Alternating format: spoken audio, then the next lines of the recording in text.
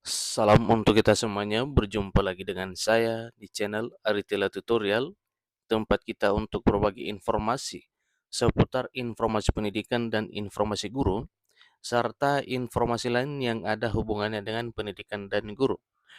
Pada pertemuan kali ini, saya menyapa Bapak Ibu honorer setanah air yang selalu setia melaksanakan tugas tanpa mengenal lelah. Saya yakin Bapak Ibu selalu dalam keadaan sehat walafiat. Pada pertemuan kali ini, pada video ini saya ingin berbagi satu informasi yang mana informasinya merupakan kabar gembira untuk Bapak Ibu honorer.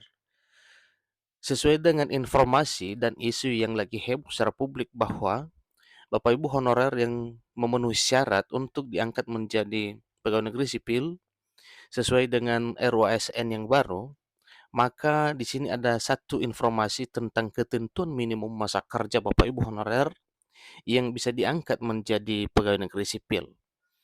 Jadi banyak juga yang bertanya-tanya tentang batas usia dan seterusnya masa kerja, maka melalui informasi pada video ini, satu hal yang bisa terjawab yaitu minimum masa kerja Bapak Ibu honorer yang bisa diangkat menjadi ASN PNS tanpa tes sesuai dengan RUASN.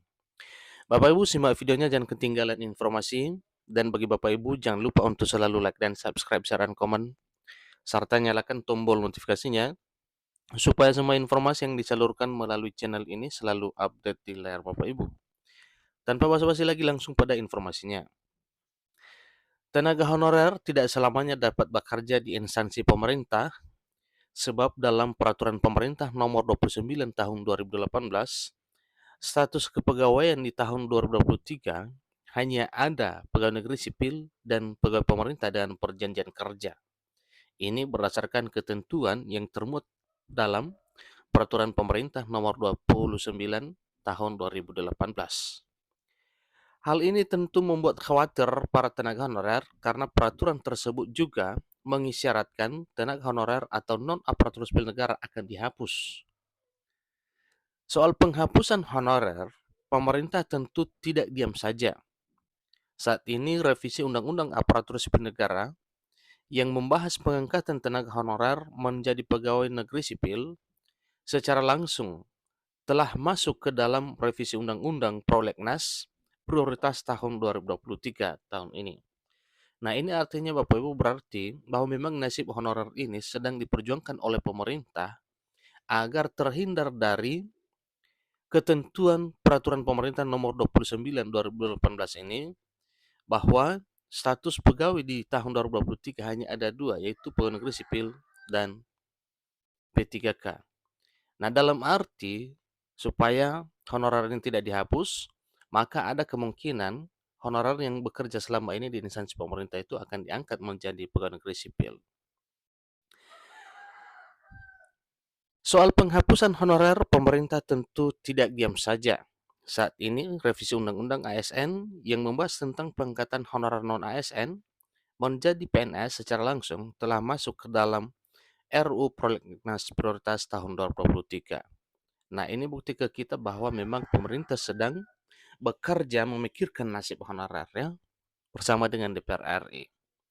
Selain menyoroti nasib honorer yang belum juga diangkat menjadi pegawai negeri sipil, revisi Undang-Undang Aparatur Sipil Negara tersebut juga berisi tentang ketentuan instansi yang dilarang merekrut tenaga honorer lagi. Lantas, kapankah instansi pemerintah dilarang untuk merekrut honorer lagi?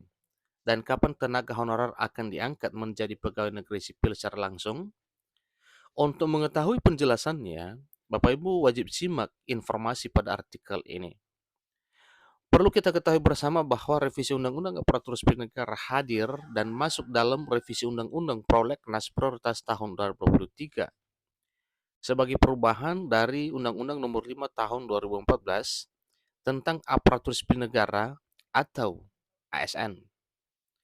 Dalam revisi Undang-Undang Aparatur Sipil Negara disebutkan kriteria tenaga honorer yang bisa diangkat menjadi pegawai negeri sipil secara langsung tanpa melewati seleksi tes.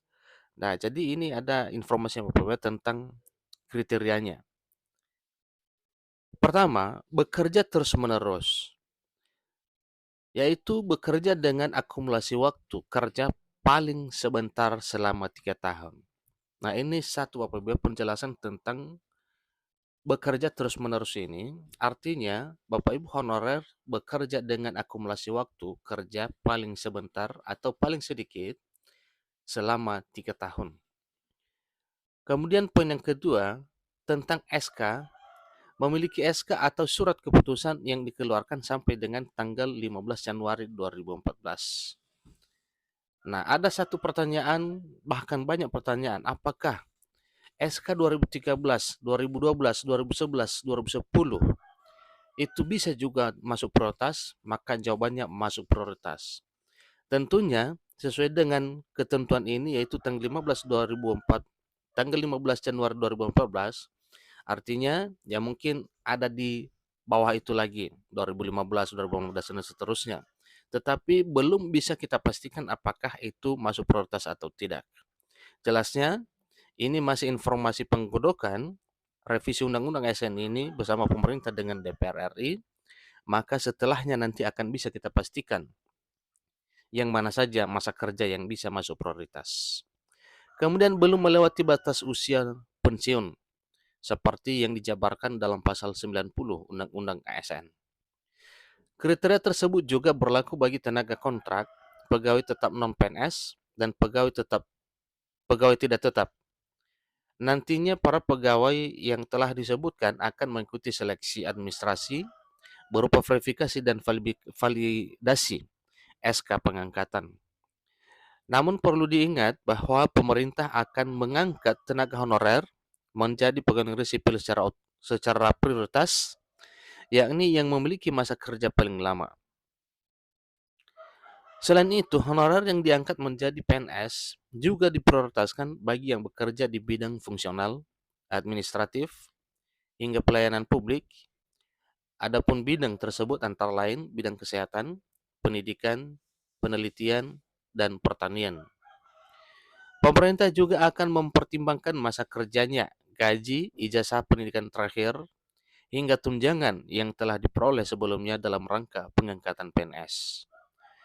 Disebutkan dalam pasal 135A bahwa tenaga honorer, pegawai tidak tetap, tenaga kontrak, dan pegawai tetap non-pegawai negeri sipil yang memenuhi ketentuan akan diangkat menjadi PNS 6 bulan setelah RUU ASN disahkan dan maksimal 3 tahun setelahnya.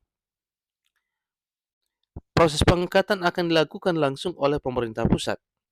Jika para tenaga yang telah disebutkan sebelumnya tidak bersedia menjadi PNS, diwajibkan untuk membuat surat pernyataan.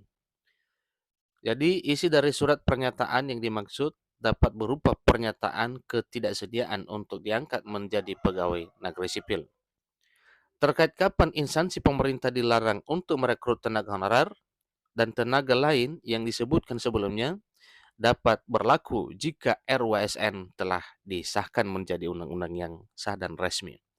Jadi ini informasi Bapak Ibu tentang batas usia minimum, kemudian penjelasan tentang masa kerja atau SK pengangkatan, demikian juga dengan batas usia bagi Bapak Ibu honorer yang akan diangkat menjadi pegawai negeri sipil sesuai dengan RUU ASN bila sah menjadi undang-undang ASN.